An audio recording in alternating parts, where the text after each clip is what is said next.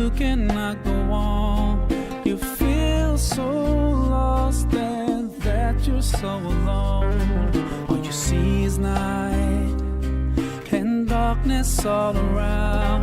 You feel so helpless, you can't see which way to go. Don't despair and never lose hope, 'cause Allah is always by your side. Inshallah.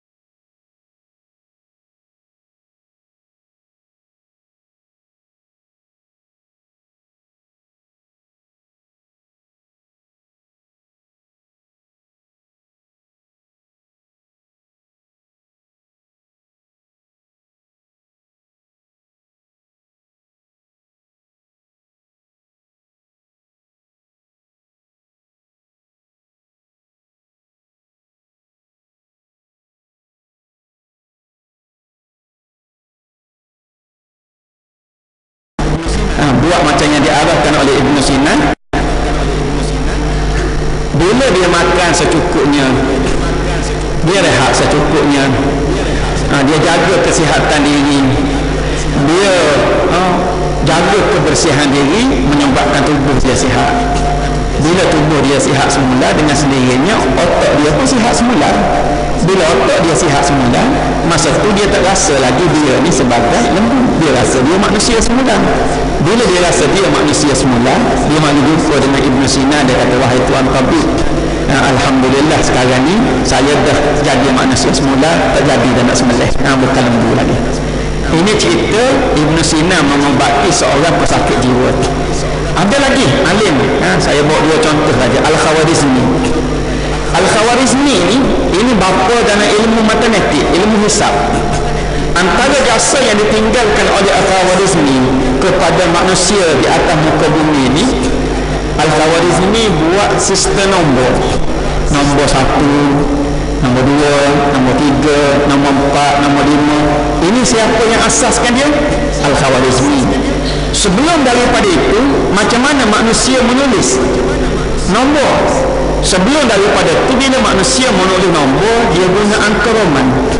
Angka Roman ni kan, kalau 1 dia air sebatang kan, kalau 2 air 2 batang, 3 air 3 batang, 4 air 4 batang, 5 ring, 4 air 1 ring 1 kan, 5 ring.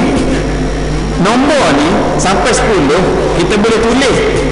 Kalau saya tanya berapa ramai yang dalam masjid ni boleh tulis nombor 100 ikut angka Roman, sila angkat tangan, saya nak bagi singgit. Tak boleh tulis sebab susah. Siapa yang memudahkan dia? Yang memudahkan dia adalah seorang ilmuwan Islam, nama dia Al-Khawarizmi.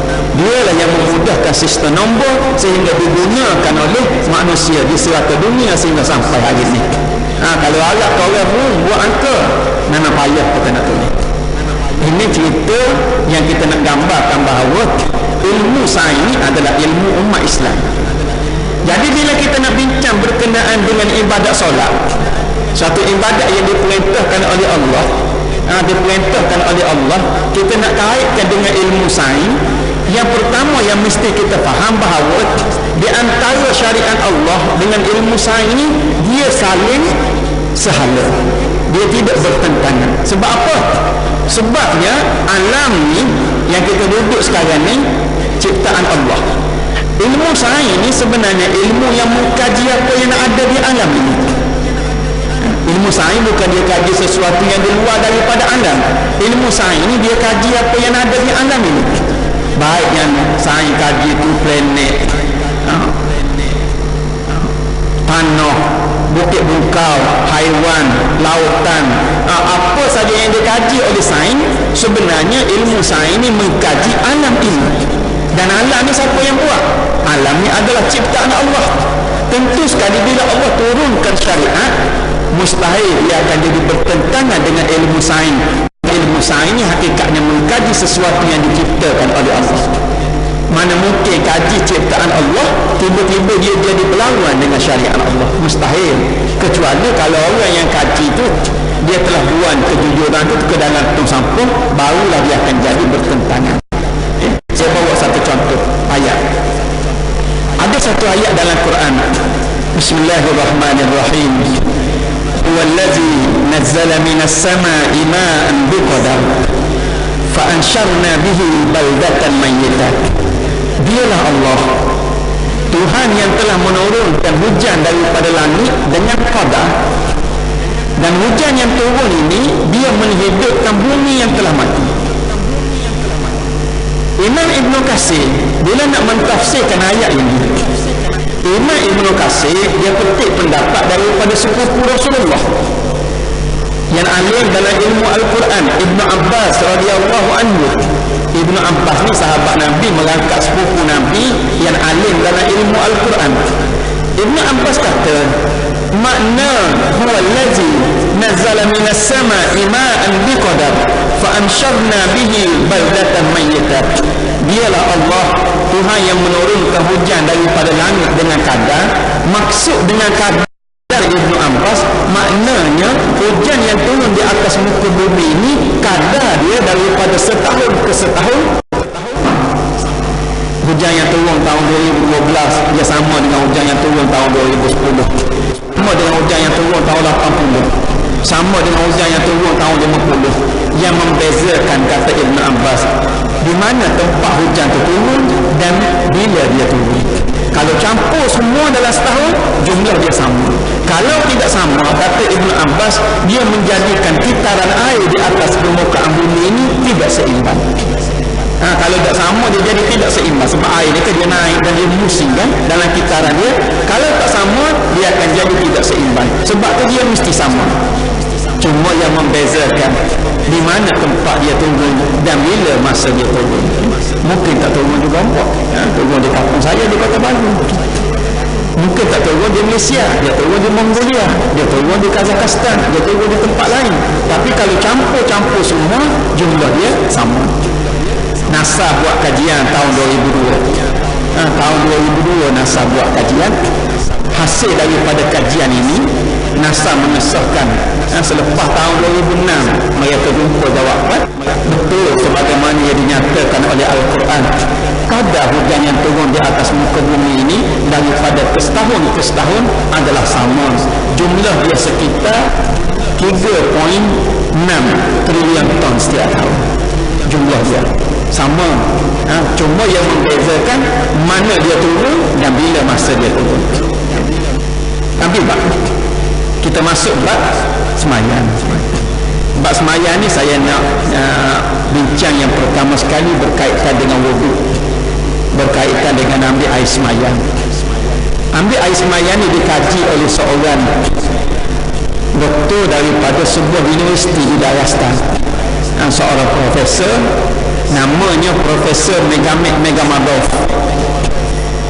Universiti Dagestan ni sebuah universiti di Asia Tengah.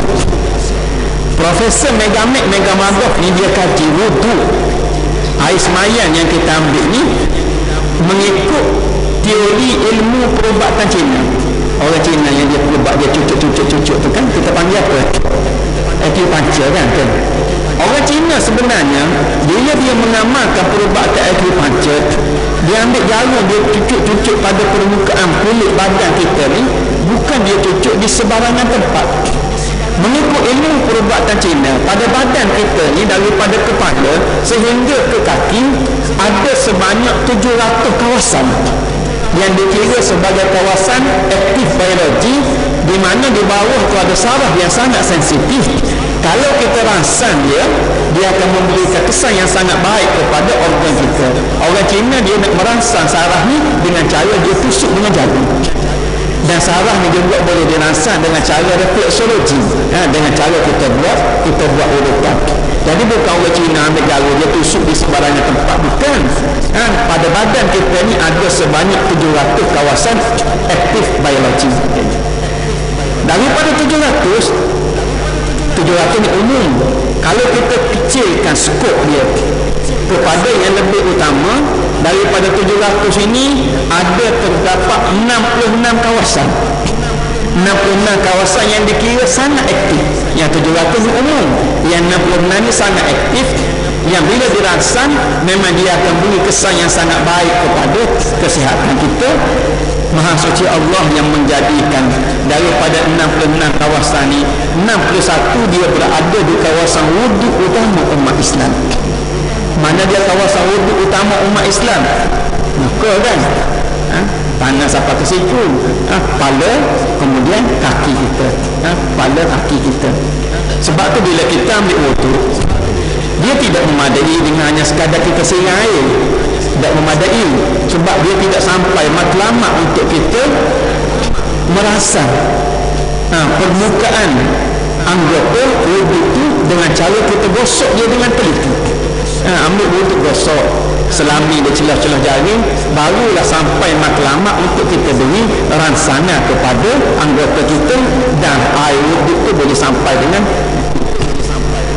Saya ambil contoh bila kita basuh muka.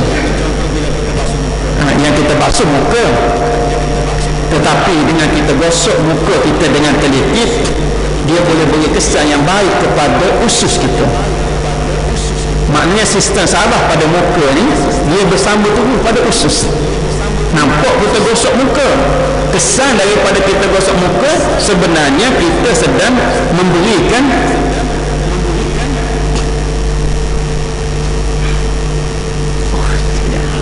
dia jadi restart semula.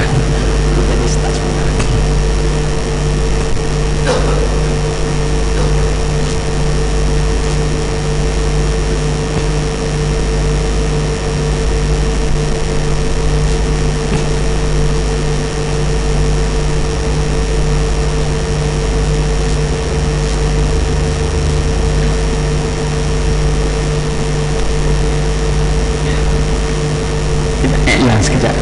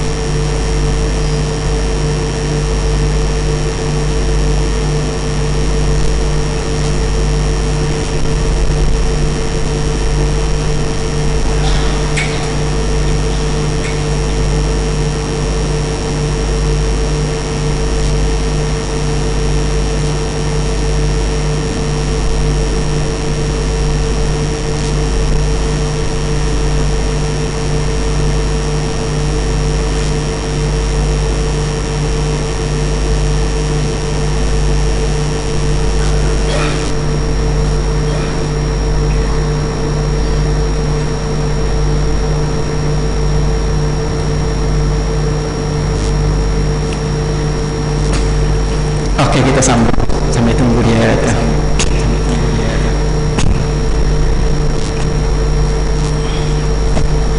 Jadi kesan daripada kita gosok muka kita dengan teliti, sistem saraf pada muka ni dia bersambung sehingga bahagian usus kita.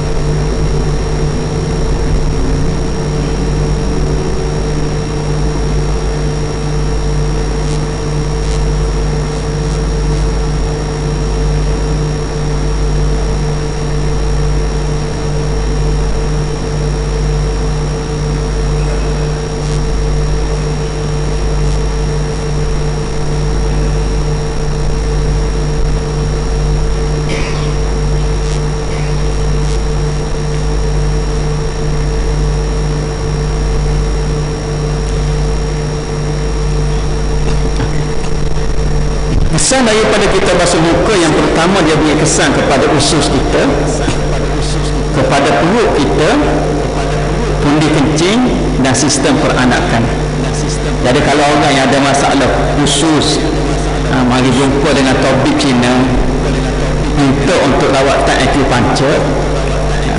Tabib Cina ni dia tak akan cucuk perut, dia akan cucuk di bahagian muka. Sebab apa? pada muka ni dia ada sistem saraf yang bersambung terus dengan usus, dengan perut, dengan bunyi kencing dan sistem peranakan bagi wanita. Yang ni tak perlu hafal, cuma cukup kita dapat gambaran bagaimana sistem saraf badan ni dia bersambung sebenarnya di antara anggota dengan anggota yang lain. Kita basuh kaki kanan, kaki yang kita basuh, kita gosok dengan teliti, dia boleh beri kesan yang baik kepada sistem tulang, pada usus kita. Pankreas ni mempedu kita. Thyroid kelenjar yang ada dekat leher kita ni, kemudian pinggang kita. Semua ni bila kita bincangkan berkenaan dengan perubatan Cina dan kaitan dia dengan wuduk bagi umat Islam, suatu perkara yang kita jangan lupa sama sekali bahawa ilmu perubatan Cina ni dia ada sangat kaitan rapat dengan agama kita. Sebab orang Cina ni mereka telah Islam lama, semenjak daripada zaman sahabat Nabi SAW. Seorang sahabat Nabi nama Qutaibah Ibnu Muslim, dia pergi ke China, berdakwah di China, mati di China, kubur dia ada di China. Apa makna sahabat Nabi? Sahabat Nabi ni maknanya orang yang sempat jumpa dengan Nabi, sempat tengok Nabi, sempat bersalam dengan Nabi, sempat cakap dengan Nabi, beriman dengan apa yang Nabi bawa. Yang ni sahabat Nabi. Abu Lahab dengan Abu Jahal jumpa dengan Nabi, tak beriman, tak dipanggil sahabat. Kalau ada orang Islam sezaman dengan Nabi, cuma dia duduk di Antartika, bukan sahabat. Sahabat ni mesti orang yang sempat jumpa dengan Nabi, beriman dengan apa yang Nabi bawa.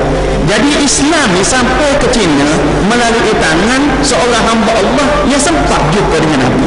Nama dia Qutaibah Ibnu Muslim. Kita di Malaysia bila Islam? Kalau ikut batu bersurat dengan negeri saya 13. Kalau ikut sejarah Melaka, lagi kemudian lagi. Orang Cina dah lama Islam, dan sekarang ni bilangan orang Islam di China lebih kurang 10% daripada lebih 1 bilion penduduk China. 10% daripada 1 bilion ni maknanya 100 juta lebih. Kita di Malaysia penduduk 30 juta lebih kurang. Orang Islam kita kalau kita letak 60% tinggi daripada 30 juta. Maknanya orang Cina di sana lebih ramai. Ada seorang sahabat yang selalu pergi berniaga ke China, dia kata ada satu masjid di wilayah Xinjiang tu, kalau solat Jumaat, orang yang mari solat Jumaat tu bilangannya dalam 20,000 orang. Semayang fardu biasa 15 minit 20 minit sebelum semayang, orang duduk dalam saf ni beratur tertib penuh. Selesai azan, semua bangun semayang sunat, macam semayang Jumaat, macam semayang Jumaat dia semayang sunat. Di China kita mari atas motor seorang, tepi pagar seorang, sembah kat luar seorang, dia mari turun masuk dalam masjid. Orang Cina cumanya persepsi oleh kerana penjajah ni, dia mari orang Cina tu mari buka-buka banduan penyenangnya, persepsi kita kepada mereka ni negatif. Sedangkan sebenarnya mereka telah Islam jauh lebih dulu daripada kita. Sebab tu bila kita kaitkan wuduk ni dengan ilmu perubatan Cina, tentu sekali dia mempunyai kaitan yang sangat rapat dengan agama kita, kerana hakikatnya orang Cina ni telah lama Islam lebih dulu daripada kita. Kita masuk bab semayang. Saya ambil poin-poin dengan ruang masa yang tepat ni. Kita ambil poin-poin. Azan isyak ke berapa? Azan isyak ke berapa? 5 minit lagi. Kita masuk bab solat. Solat ni dia dikaji oleh seorang pakar otak, nama Dr. Peter Russell. Dr. Peter Russell dia buat kajian solat dan dia kaitkan dengan fungsi otak kita manusia, terutamanya bila seseorang Islam ni sujud di dalam solat. Bila kita sujud dalam solat ni ada orang kaji, dan menariknya yang kaji ni bukan seorang Islam, dia seorang yang free thinker, dia tidak beragama. Tidak beragama. Kalau orang Islam kaji, tentu sekali kita akan kata memanglah sebab dia Islam. tentulah dia akan kata ibadat agama dia ni suatu yang terbaik. Tapi bila hasil dikaji oleh seorang yang bukan Islam, tentu sekali ada fakta-fakta yang sangat kukuh yang menyokong dakwaan dan menyokong hujah-hujah mereka. Sujud, bila kita sujud, bila sebut sujud ni, saya ingat dulu kawan-kawan saya orang Syiah masa di Iraq.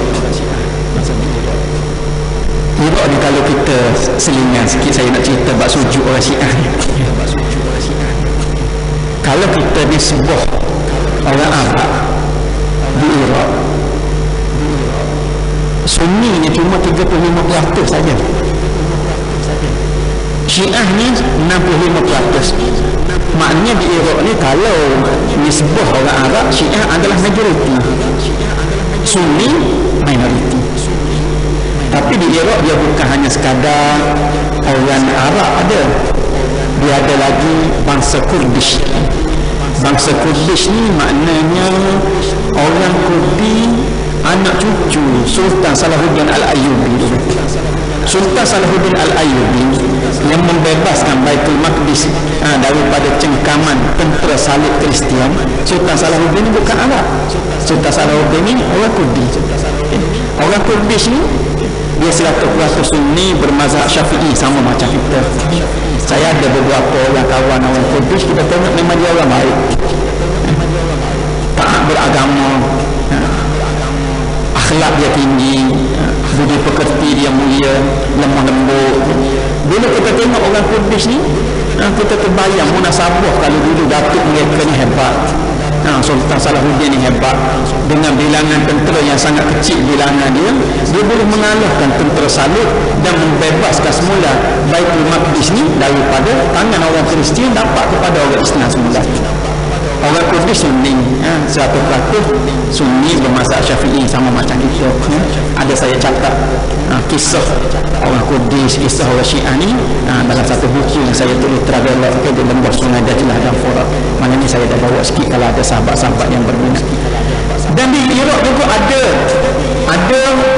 orang Turkman. Orang Turkman ni maknanya orang Turki yang mari berpindah duduk di Iraq di zaman kerajaan Islam Uthmaniyah. Sebab Iraq ni dia sebahagian daripada wilayah Uthmaniyah. Bila khilafah Islam Uthmaniyah jatuh tahun 24, sebahagian orang Turkman ni tak balik, kekal menetap di Iraq. Mereka ni dikenali sebagai bangsa Turkman di Iraq, rakyat Iraq tapi bangsa Turkman. Orang Turkman ni juga Sunni, bermazhab Hanafi. Jadi kalau campur Iraq yang Sunni, Arab yang Sunni dengan Kurdish yang Sunni dan juga orang Turkman yang Sunni, jadilah nisbah Syiah dengan Sunni di Iraq ni seimbang. Tapi kalau Arab saja, memang orang Syiah lebih ramai nak banding dengan orang Sunni. Saddam Hussein ni kita letak Sunni lah, sebenarnya dia bukan Islami. Saddam Hussein ni dia Ba'as ni maknanya sosialis. Sosialis dia ni dekat dengan komunis lah. Tetapi oleh kerana orang bezakan Sunni dengan Syiah, kita letak Saddam Hussein Sunni. Makna Sunni yang sebenarnya ahli sunnah wal jamaah ni maknanya orang yang berjalan di atas sunnah Nabi yang berpandukan kepada Al-Quran, wal jamaah dengan makna orang yang ikut perjalanan para sahabat dan ulama salafus salih. Ini makna ahli sunnah wal jamaah. Kalau kita letak di sana jauh sangatlah, apalah kita bunuh dia, dia Sunni. Kerajaan yang mengentai ni semua Sunni, orang Syiah ada dalam kerajaan. Kita bertidur waktu azan.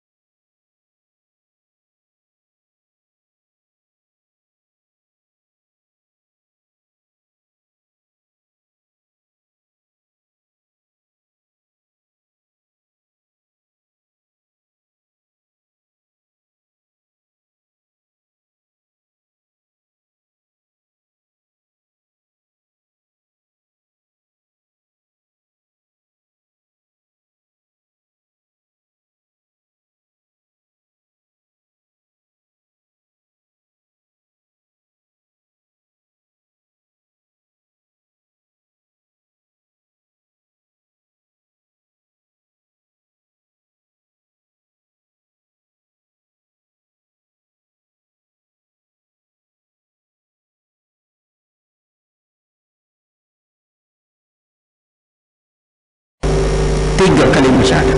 Okey, kita sujud. Panjang sikit sebab cerita bab Syiah sikit. Kita sujud ni dikaji oleh seorang pakar otak. Ni otak kita. Otak sombong tu bukan plastik. Pernah tak kita terfikir otak yang dalam kepala kita ni berapa berat dia? Kita tak pernah fikir. Tapi orang putih dia fikir. Bila dia fikir, dia mesti cari jawapan. Nak dapat jawapan, dia mesti buat kajian.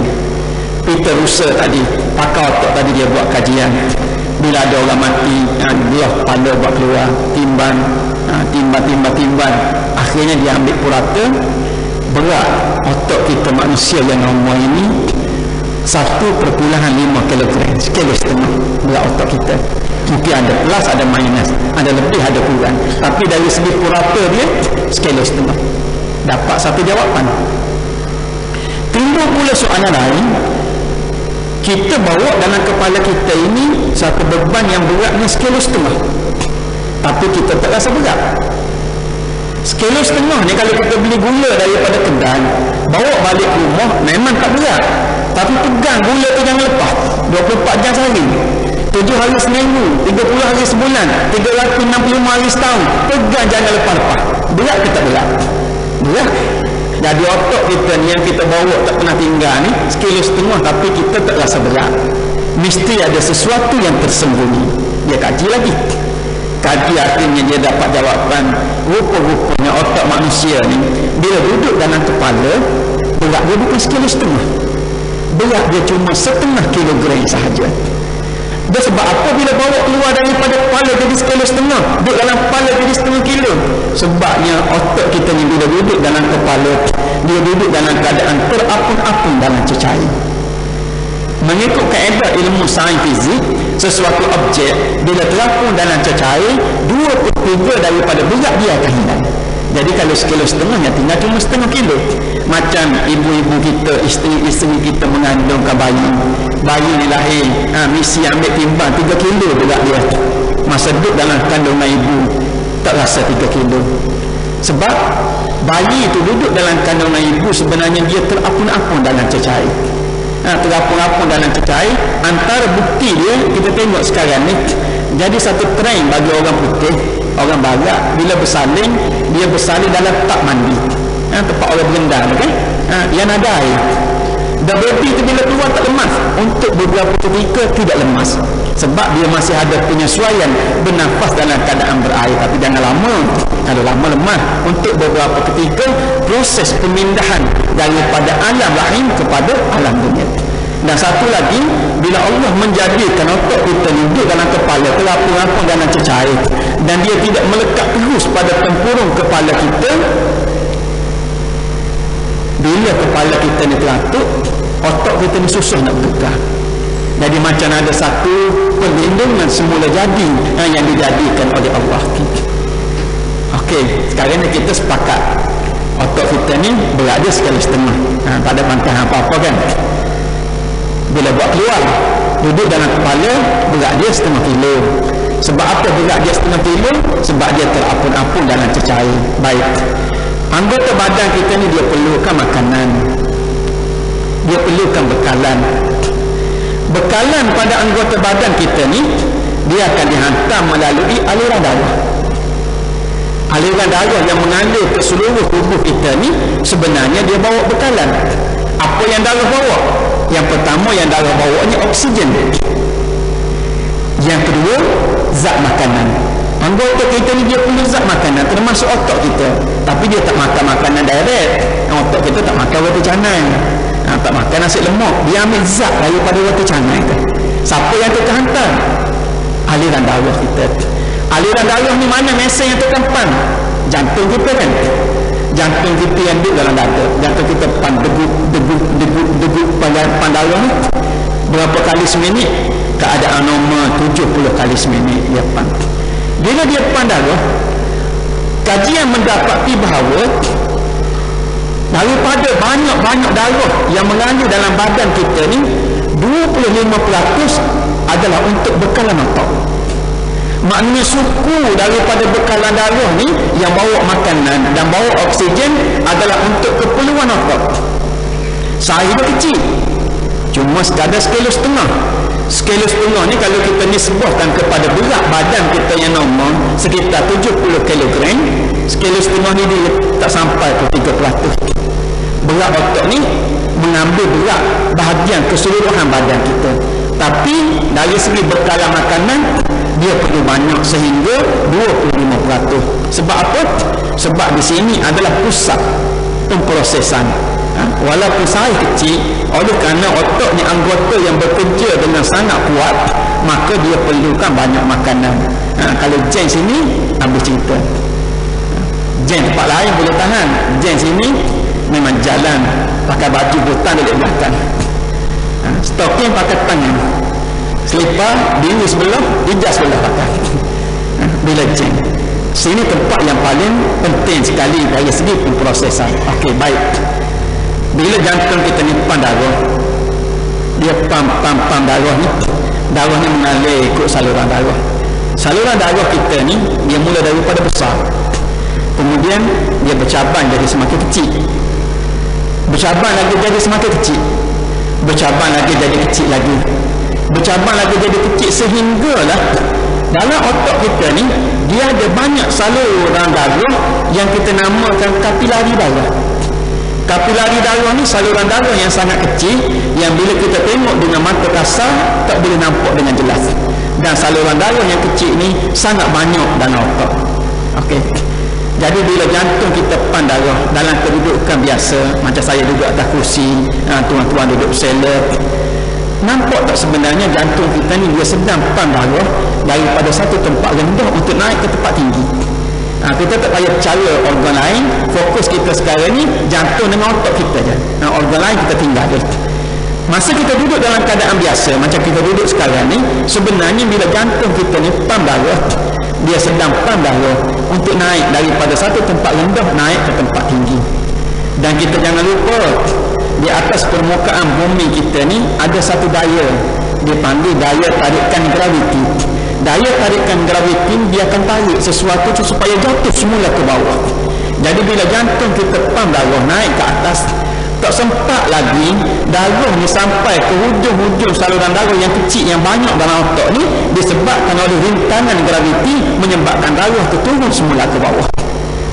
Jantung kita pam naik sekerat tak sempat sampai, dia turun semula ke bawah. Pam lagi naik tak sempat sampai, dia turun semula ke bawah. Dan kita tengok bila kita sujud, nampak tak posisi bila kita sujud?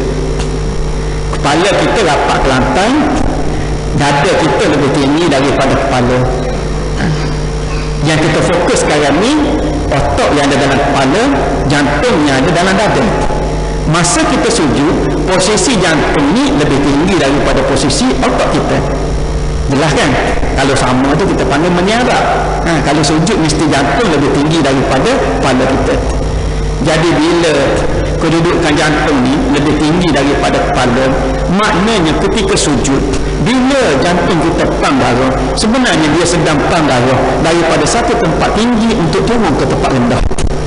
Menyebabkan aliran darah ni dia akan mengalir dengan sangat laju, disokong pula oleh daya tarikan graviti, sehingga otak kita ni mendapat bekalan darah yang sempurna. Dan Dr. Peter Russell tadi sebut, dia kata semasa posisi macam sujud bagi orang Islam, ketika itu otak kita dia boleh berfikir 7 kali lebih tepat, 14 kali lebih cepat. Cepat dan tepat dia ni 7 kali, 14 kali lebih cepat. Tak percaya? Tak dia nak tolong mari masjid, cari-cari anak kunci kereta tak jumpa. Tak apalah, tinggal kereta, naik motor je. Duk tengah semaya ingat, oh Dr. Atta Umar lagi. Sebab apa jadi teringat? Sebab masa tu otak kita boleh memikir cepat. Sebab apa dia boleh memikir cepat? Sebabnya antara puncanya kerana dia mendapat bekalan darah yang sempurna, yang membekalkan oksigen dan membekalkan makanan. Dengan kata lain, sebenarnya kita manusia ni dijadikan oleh Allah secara fitrahnya untuk sujud kepada Allah. Barang siapa yang tidak pernah sujud kepada Allah, dia melanggar fitrah kejadian dia sebagai manusia. Bila dilanggar fitrah kejadian kita sebagai manusia, sekalipun mungkin kita rasa kita bijak, kita cerdik, sebenarnya kita sedang hidup melalui jalan yang bertentangan dengan fitrah kita sesuai dengan kejadian Allah.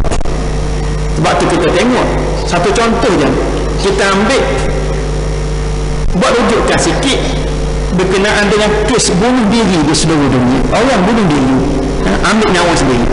Malaikat Israel yang kita ambil, tapi dia nak matikan diri dia sendiri. Kita tak pelik kalau kadang ramai daripada negara mundur, kebuluran, penuh dengan masalah peperangan, tapi kita cukup pelik bila kadar dia tinggi di negara-negara maju.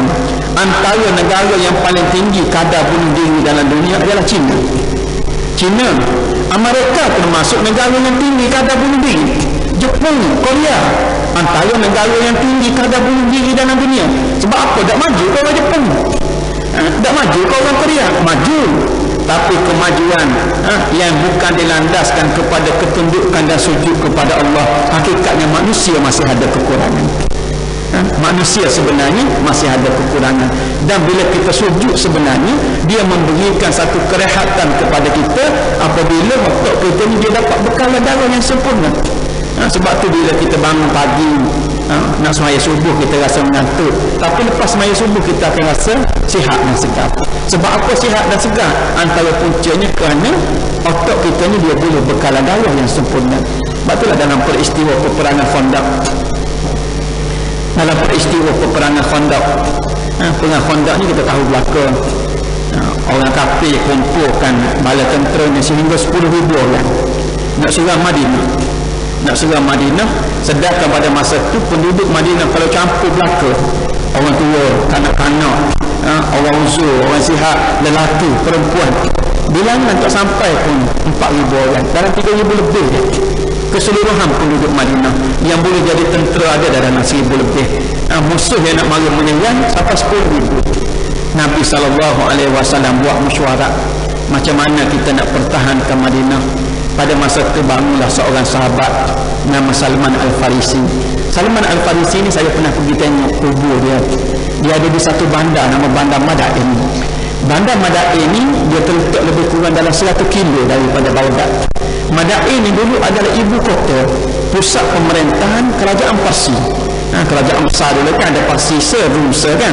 Parsi ni pusat dia di Madain. Di Madain tu dia ada istana Kisra, Maharaja Parsi. Sebahagian dia dah runtuh, tapi hak tinggal tu masih nampak lagi hebatnya istana Kisra Maharaja Parsi. Lebih kurang 300 meter daripada istana ada sebuah masjid nama Masjid Salman Al-Farisi. Dalam tu ada kubur sahabat Nabi Salman Al-Farisi. Salman ni bukan orang Arab, dia orang Parsi. Orang Parsi makna orang Iran lah sekarang ni.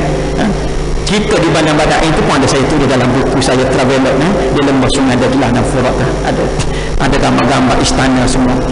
Salman bangun dia cadang, ya Rasulullah, kami di negeri Parsi bila berhadapan dengan ancaman tentera berkuda, biasa kami gali parit sebagai benteng pertahanan. Nak tahu macam mana keadaan parit yang digali oleh Nabi SAW dengan para sahabat. Kalau ada lagi tuk-tuk kita yang tua-tua yang lama-lama yang sempat pergi ke Mekah zaman naik kapal laut dulu, cuba pergi tanya dia macam mana rupa Khandaq. Sebab sekarang ni orang pergi sekarang tak nak tengok dah, orang pergi dulu boleh tengok. Puncanya kerana ramai sangat orang-orang Afrika yang tak berapa cerdik tu mari duk puja parit tu, kerajaan Saudi pun timbul, lepas tu buat jalan. Orang pergi sekarang ni memang tak boleh nak tengok dah. Parit Khandaq yang digali oleh Rasulullah, di antaranya kawasan berbatu pejal yang sangat keras, yang nak gali dia mesti guna pemecah batu. Kalau setakat guna cangkul biasa memang tak boleh, kena guna pemecah batu. Sekali pukul keluar api. Ini yang Nabi gali. Kerja masa itu musim sejuk, bulan Ramadan, dalam keadaan negara Islam belum lagi stabil, ekonomi masih lemah, orang Islam belum lagi kuat, musuh datang serang dengan jumlah yang sangat ramai. Bila tengok sahabat-sahabat semua letih, Nabi panggil Bilal. Nabi kata, ya Bilal, arifna ya Bilal, wahai Bilal, tolong rehatkan kami. Kita tengah kerja, tiba-tiba dipanggil untuk berehat. Apa yang kita faham? Kalau tanya ramai-ramai, Allah faham rehat, mari makan, mari minum lah kan. Bilal ni walaupun dia hitam, dia mikir jauh lebih ke depan daripada kita. Dan sebenarnya sahabat Nabi yang paling hitam ni bukan Bilal. Kita kenal Bilal je sahabat Nabi hitam tak? Ada lagi sahabat Nabi yang lebih hitam daripada Bilal, namanya Sa'ad bin Mu'adz radhiyallahu anhu. Sa'ad bin Mu'adz ni kalau duduk dekat dengan Bilal, Bilal ni nampak cerah. Bilal ni berat dah, tapi duduk dekat dengan Sa'ad nampak cerah Bilal, sebab Sa'ad ni lebih metalik lagi daripada Bilal. Tapi walaupun dia metalik, dia ni seorang yang sangat hebat. Sa'ad bin Mu'adz ni adalah ketua pemuda Ansar. Dalam peperangan, dialah bentuk pasukan pengawal daripada pemuda-pemuda Ansar untuk jaga keselamatan Nabi. Bila sampai keadaan negara dalam keadaan terancam, dalam keadaan darurat, Sa'ad bin Mu'adz dengan sahabat-sahabat dia ni lah tidur depan tanda rumah Nabi untuk jaga keselamatan Nabi. Dan Sa'ad bin Mu'adz ni dia syahid selepas daripada peperangan Bani Quraizah. Bila dia syahid, Nabi bersabda, ihtazza arsyur rahman limauti Sa'din, aras Allah yang mulia bergegar dengan sebab kematian Sa'ad bin Mu'adz. Dia hitam, hari dia mati syahid, dia ditangisi oleh penghuni langit dan penghuni bumi. Dia seorang yang disayangi di langit dan seorang yang disayangi di bumi, walaupun kulit dia hitam. Bilal, bila Nabi panggil dia, ya Bilal, arifna ya Bilal, wahai Bilal, tolong rehatkan kami. Bilal yang hitam ni dia mikir jauh ke depan daripada kita. Bila tak faham makna rehat tu mari makan, mari minum. Tetapi bila pergi naik di atas seketul batu besar, bila azan, Allahu Akbar, Allahu Akbar, Allahu Akbar, Allahu Akbar, azan. Lepas azan, Nabi bersemayam jemaah dengan sahabat-sahabat dia. Rupanya yang dimaksudkan oleh Rasulullah, mari kita berehat tu dengan makna mari kita semayam. Dan semayam yang boleh memberikan kerehatan kepada badan sebenarnya disahkan melalui kajian ilmu perubatan. Boleh disahkan melalui kajian ilmu perubatan. Mesti ada orang tanya, dah kita sujud kena berapa lama sujud? Sujud macam biasa, tak boleh sujud dengan tempoh waktu yang tertentu kerana kita nak dapat fadilah. Tak, sujud macam biasa. Sebabnya jantung kita ni dia pandai dalam seminit 70 kali. Kalau kita sujud setengah minit, dah 35 kali dia pandai. Kalau orang semaya Charlie Chaplin sujud 10 minit, dah ada 15 kali. Makna jantung kita dia pandai tanpa kita peduli, tanpa kita beri arahan, dia tetap bekerja. Dia tetap bekerja tanpa memerlukan apa-apa arahan daripada kita sendiri. Dan bila kita pergi ceramah di sekolah-sekolah, cikgu-cikgu kata, patut dia kata bila kita perhati anak-anak murid ni yang rajin semayang, biasa cerdik belajar. Kalau anak-anak murid ni yang semayang tak berapa rajin, memang belajar dia tak berapa cerdik. Memang sebab semayang ni di antara tanda orang cerdik. Orang yang cerdik adalah orang yang semayang, orang yang berjaya, orang yang semayang, orang yang hebat, orang yang semayang. Orang yang tunduk kepada Allah ni adalah orang yang hebat. Orang yang hebat. Saya ingat ada seorang kawan dulu, dia tak pernah semayang.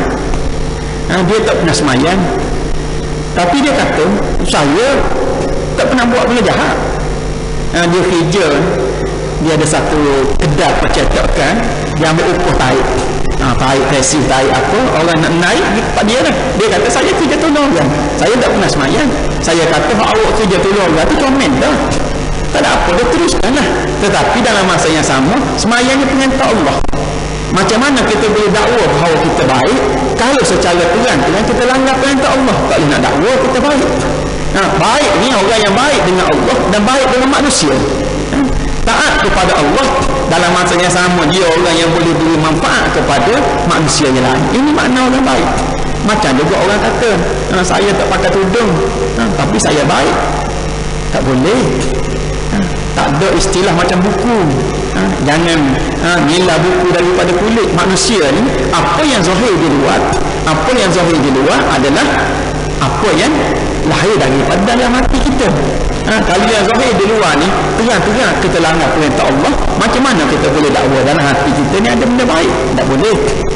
Semayang di antara yang membezakan orang Islam dengan orang yang bukan Islam. tajuk ni sebenarnya satu tajuk yang sangat panjang, kita perlu mungkin dalam masa sekitar 2 jam setengah untuk nak berlatih dia.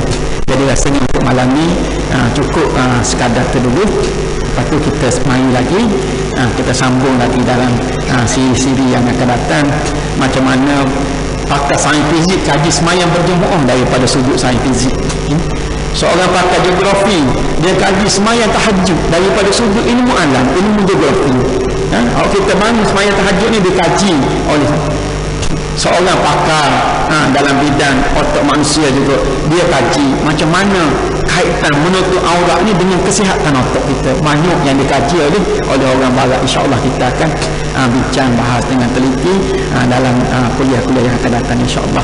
Terima kasih banyak-banyak kepada pengurusi dan seluruh jawatan kuasa masjid di atas kesudian untuk jemput saya hari ini.